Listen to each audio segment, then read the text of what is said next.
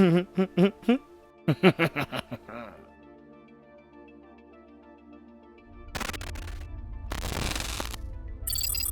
Combat Assist activated. Systems green. You asked and you shall receive, ladies and gentlemen. Welcome to A Star Citizen's Buyer's Guide. What's up, citizens? This is SubliminaL here, and today I'm ecstatic to be discussing the features, functions, and benefits of the Aegis Sabre Comet. And we'll compare those features amongst competing ships so you can make an informed buying decision. In this review, I'll cover a brief overview, take a tour, compare stats, go over its default weapons and components, as well as my recommendations, review pros and cons, and finish up with my thoughts on the Sabre Comet. This is a review of the Sabre Comet, but its only difference from the base Sabre is the skin and weapons package. The 2950 Invictus Free Flight Week is here. This review was voted on by the community. Head over to Twitter now to place your votes for Misk and Drake Day. Special thanks to all of the recent support from the community, monetarily and otherwise. It makes the 20+ hours it takes to make one of these worth it. If this is our first time meeting, welcome. My name is SubliminaL and my passions are Star Citizen and content creation. Be sure to check out some of my other reviews in this series and consider subscribing. Remember to check the pinned comment below for corrections, afterthoughts, and my updated loadouts. Now enough with the formalities, let's get to it.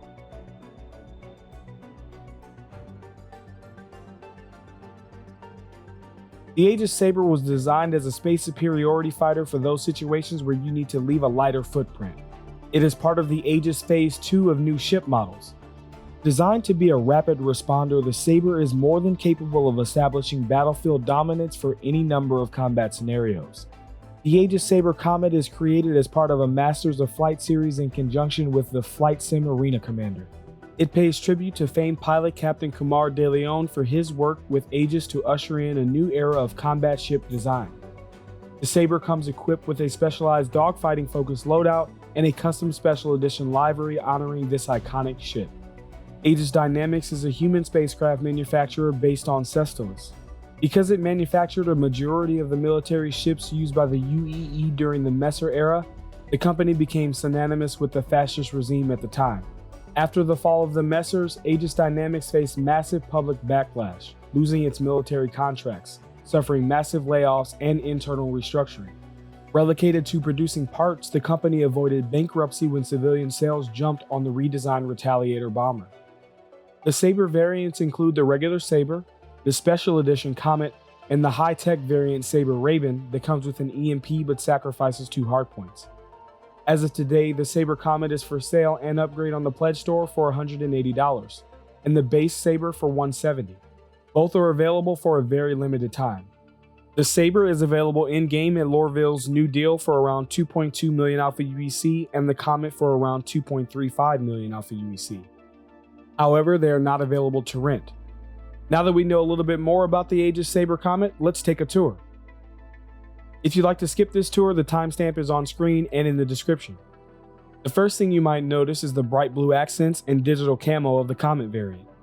In front of the retro thruster, we have a fixed size 3 laser cannon. Here we can see its intake for its massive engines, and a fixed size 3 laser scattergun.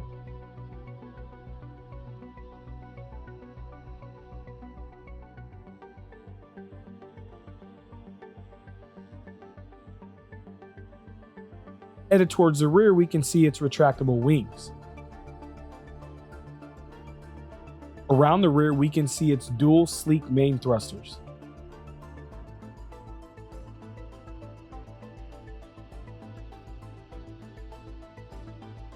The starboard side is identical to the port side.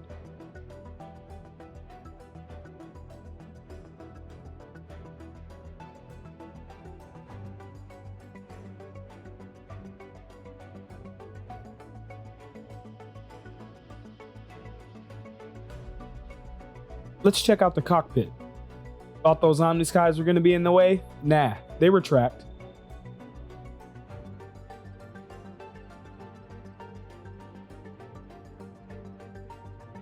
Inside the cockpit, we can see the Sabre's HUD has not been yet updated to the new building blocks UI. Here we have a holo radar. We have 4 MFDs and annunciator panels.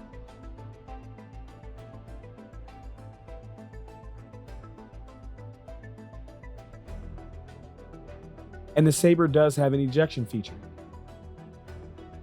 Now that we've taken a tour, let's see how it compares to other ships you might be considering. For comparison, I've selected 10 ships, some light fighters, some competing medium fighters, one heavy fighter, and the Sabre Raven variant. I didn't add the base Sabre because its differences are not important. The Google Sheet document with the data is linked in the description. It comes in heavy, weighing in at over 78,000 kilograms and takes 9th place. It fits in at 24 meters in length and ties in 4th place. It totes 0 SCU as expected, as well as every other ship on this list. It has a max crew size of 1 and ties in last place with most of the ships compared. It carries 583 quantum fuel units and ties in last with every ship on this list except the Vanguard Warden and Banu Defender. It cruises by with an SCM speed of 206 meters per second and takes 3rd place. It blazes by with a max speed of 1228 and ties in 3rd place with the Sabre Raven, and they are only 1 SCU away from the Gladius in 2nd place. It slowly steers in with a maximum yaw pitch of 60 degrees per second and ties in 6th place with the Raven again. It has a total HP of over 9,400 and takes 6th place. It blasts its way in with a default pilot DPS of 1780 and takes 4th place. The only ship on this list with a manned turret is the Vanguard Warden. It throws Ps with a combined missile payload of almost 1,800 and takes the 7th spot. But after we make some changes, I'm going to get that to over 30,000. And the Sabre Comet is available for sale in-game for over 2.1 million Alpha UEC and takes the 5th spot. This buyer's guide is brought to you by my Locations of Stand collection over on Display. Any purchase made supports the channel, and for every purchase, Display will plant a tree in places that need it the most. Click the link in the description. Now let's talk about the stock weapons and my recommendations. On the nose, the Sabre Comet has a fixed size 3 hardpoint on each side. On each wing, it has another fixed size 3 hardpoint. And for missiles, we have 2 size 4 missile racks with 2 size 3 missiles each. The nose has 2 fixed size 3 OmniSky 9 laser cannons. I'll be swapping them out for 2 gimbaled size 2 Scorpion GT 215s. One Scorpion is size 2, does 21 damage, times 900 RPM for a total of 318 DPS and a 2100 meter range. With ballistics, ammo should be taken into account. It has 8,000 rounds that would deplete in 533 seconds of continuous fire. The wings hold 2 fixed size 3 Pyro Burst laser scatter guns. I will be swapping these out for 2 more Scorpion GT 215s. For missiles, it comes with 2 MSD 423 missile racks with 2 Arrestor 3s and 2 Thunderbolt 3s. Size 3 missiles are great for a stealth build because you can take advantage of that 9,000 meter lock range. I'm not going for stealth in this particular build, so I want as much payload as I can get. So I'll replace the MSD 423s for MSD 442s and add a pack of 4 Strike Force 2s to each of them. Strike Force 2s are size 2, cross section, do almost 3,800 damage, have a 2.41 second lock time, and a 4,800 meter lock range. Adding Rattler 2s would also be a great option. If you prefer energy weapons, I would go for the CF series repeaters, or neutron repeaters if you want high DPS at the cost of range. Now let's talk about the standard components and my recommendations. The standard power plants on the Sabre are the size 1 grade 3 sonic lights. I recommend swapping one of them out for the size 1 grade 1 JS300 with almost 3,700 max power generation per second and a 10-second draw request time. This will add another 2,300 max power draw, but lengthen the time it takes to reach that power draw up to 10 seconds. Because just adding one JS300 gives you more than enough power, I'll save some Alpha UEC by leaving the second one stock. Plus, the sonic light will be there to add power quickly.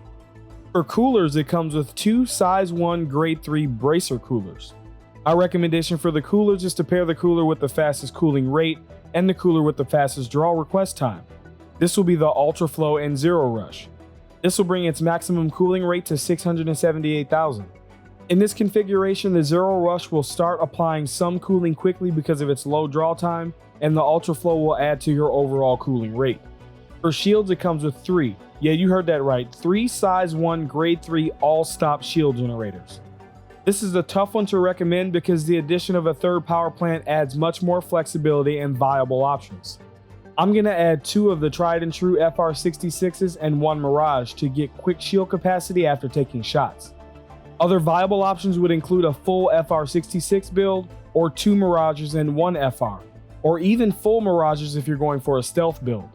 After this review, check out my shield combination chart. I've created this a little bit ago but wanted to do some further testing. But even if it needs some tweaking, it still is a good tool to help you pick your shield combinations. If you'd like to add shields that I did not include, just change the values to those found on Urkel. I'm in the process of creating charts like this for all components, and after this week I will start work on a components guide, so make sure you're subscribed so you don't miss it. And lastly, the QT drive it comes with is the size 1 grade 3 drift. I would swap it out for the Atlas. It's size 1, grade 1, has 151 megameter per second quantum speed, a 5.1 second spool up, and a 9 second cooldown time. With the Sabre's quantum fuel capacity, it can make the trip from Port Alazar to Microtech without stopping to refuel.